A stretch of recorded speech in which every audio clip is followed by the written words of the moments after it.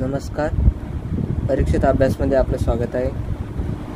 आपण history 281, polity 287 आणि sociology 292चे इम्पॉर्टंट क्वेश्चन पाहणार आहोत, जे उद्याच्या पेपरसाठी सर्वात इम्पॉर्टंट ठरतील आणि सगळे क्वेश्चन तुम्हाला इथूनच दिसतील.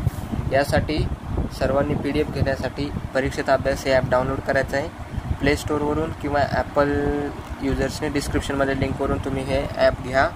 तिथे तुम्हाला कोर्सेसमध्ये इम्पॉर्टंट क्वेश्चन्समध्ये या PDF दिसतील. सर्व विषयांचे, सर्व इयर्सचे क्वेश्चन्स, इम्पॉर्टंट क्वेश्चन्स, पेपर्स सगळे काही अवेलेबल आहे. तिथून तुम्ही घेऊ शकता. यूट्यूबवर जाऊन हे यूट्यूब चॅनल सबस्क्राईब करा. इथे दररोज संध्याकाळी 9 वाजता लाईव्ह लेक्चर घेतले जाते, ज्यामध्ये उद्याच्या पेपरविषयी माहिती, इम्पॉर्टंट क्वेश्चन्स डिस्कस केले जातात, टिप्स दिले जातात आणि रेकॉर्डेड लेक्चरसुद्धा इथे अवेलेबल आहेत. तरी सर्वांनी हे चॅनल सबस्क्राईब करून जास्तीत जास्त लोकांपर्यंत शेअर करा. हिस्ट्री 281चे इम्पॉर्टंट क्वेश्चन आपण पाहू. गुलाम घराणे याच्याविषयी माहिती लिहायची आहे. आता हे बऱ्यापैकी टॉपिक तुम्हाला बुकमधून दिसतील, तर त्याच्यासाठी तुमच्याकडे हिस्ट्री 281चं 3rd इयरचं बुक असणं जरुरी आहे. सगळं बुक वाचायची गरज नाही. जे यामध्ये इम्पॉर्टंट टॉपिक क्वेश्चन दिलेले आहेत एवढेच तुम्ही, किंवा याच्यापैकी 60-70% जरी करून गेले तरी सगळे क्वेश्चन तुम्हाला इथूनच दिसते. गुलाम घराणे याच्याविषयी माहिती. सुलतान बलबनची कारकीर्द याच्याविषयी माहिती. अल्लाउद्दीन खिल्जीची व त्याची कारकीर्द. दक्षिणेकडील विजय. मुहम्मद बिन तुगलकचा राजधानी स्थलांतराचा प्रयोग अपयशी ठरला, त्याची कारणे व परिणाम. फिरोज तुगलक, सिकंदर लोदी, इब्राहिम लोदी. विजयनगर साम्राज्याची स्थापना आणि ऐतिहासिक कार्ये. बहामनी राज्याच्या ऱ्हासाची कारणे. सम्राट अकबर व मोगल साम्राज्याची उभारणी.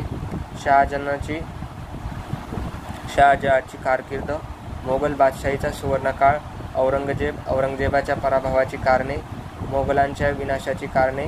शककर्ते शिवाजी महाराज. असे अनेक टॉपिक आहेत जे तुम्हाला PDF फॉर्मॅटमध्ये ॲपवर मिळून जातील. त्यासाठी सर्वांनी ॲप घ्यायचा आहे, तिथून या PDF घ्यायच्या आहेत. पॉलिटी 287चे इम्पॉर्टंट क्वेश्चन आपण पाहणार आहोत. याच्यासाठी पण तुमच्याकडं पॉलिटीचं बुक असणं जरुरी आहे. या 3 पेजेसची PDF आहे, ॲपवरून घेऊ शकता. त्यासाठी तुम्हाला प्ले स्टोअर किंवा ॲपल स्टोअरवरून हे ॲप डाउनलोड करायचं आहे आणि तिथून कोर्सेसमधून या PDF घ्यायच्या आहे. व्यवस्था म्हणजे काय ते सांगून व्यवस्थेचे ठळक वैशिष्ट्ये लिहा.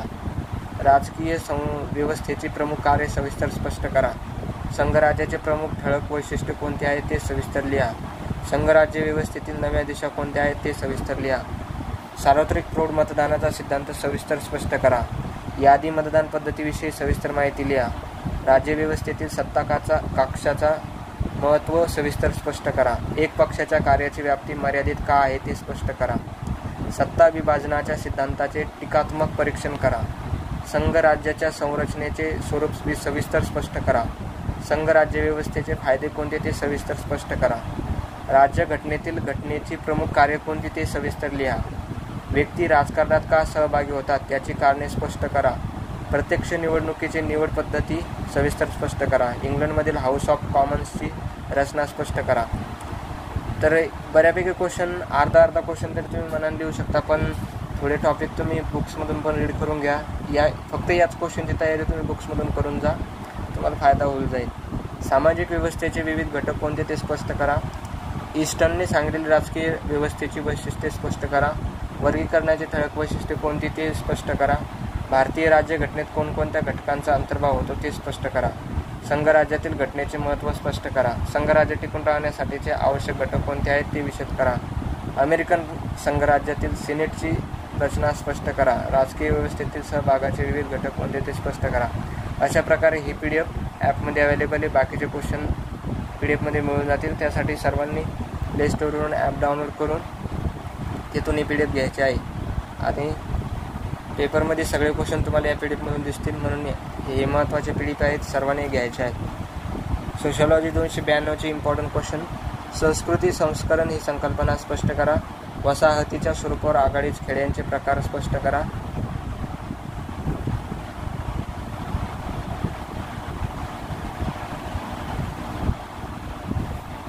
आदिवासी जमातीची व्याख्या सांगून वैशिष्ट्ये लिहा. खेडेगावातील कोंडवाड्याची उपयुक्तता स्पष्ट करा.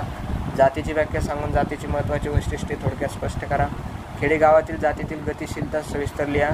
खेड्यातील बलुतेदारांचे व्यवसाय व त्यांची कामे थोडक्यात लिहा. कुळ कायद्याअंतर्गत कुळांना मिळणारे अधिकार स्पष्ट करा. जमिनीच्या आधुनिकीकरणातील विविध घटक स्पष्ट करा. स्वातंत्र्यानंतरच्या ग्रामीण पुनर्रचनेतील विविध घटक लिहा. ग्रामपंचायतीने करावयाची विविध कामे स्पष्ट करा. ग्रामीण समाजशास्त्राच्या व्याख्या आपल्या भाषेत स्पष्ट करा.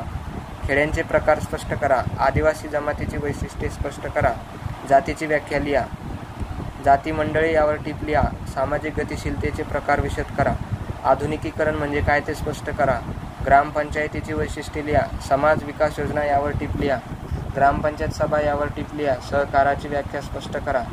सर्व क्वेश्चन तुम्हाला PDF फॉर्मॅटमध्ये ॲपमध्ये मिळून जातील. सर्वांनी ॲप डाउनलोड करा.